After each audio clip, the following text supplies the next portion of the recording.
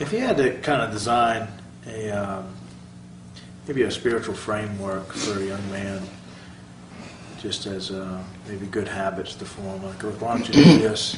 Here's what your spiritual day will be like. You get up in the morning, the evening, and then throughout the week you want to do this, and maybe once a year you want to do something like this. What would it be if you had to just put together a little framework for someone? It's simple. No matter where you are, do the same thing every morning.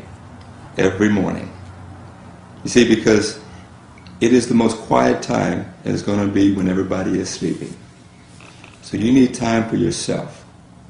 It's hard, for me, it's hard to do that if I come home in the evenings. Because remember, after 5 is really your family time. Okay? So whatever time works good for you if you got little ones, and if they wake up 4 o'clock in the morning, okay?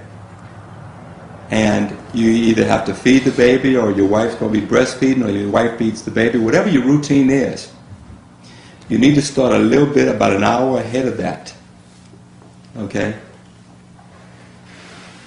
I would advise anybody, keep it simple. Okay?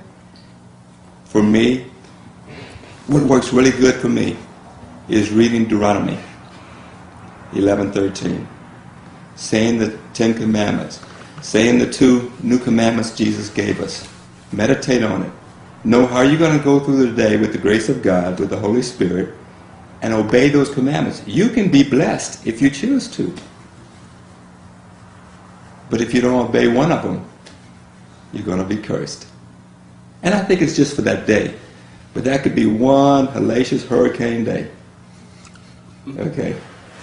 But if you truly just want to be blessed every day, and that could be where you go through a challenge and you conquer the challenge at the end of the day or something, or the next day. You'll see how you will still bless that day, but you will carry your cross. You will go through challenges. But with the grace of God, He will help you carry it. You won't carry it by yourself. You will never convince me that Jesus was beaten to a pulp, put a crown on His head of thorns, and carried a cross by Himself. Just can't do it by yourself. No human can do that by themselves. But look what He did before He did all that. He had to talk to His Father and say, look, let this cup pass if you won't mind. But then His Father showed Him what He had to do. It was such stress and anxiety, He started bleeding. Just like that. But He did it with the Holy Spirit. And you have to do the same.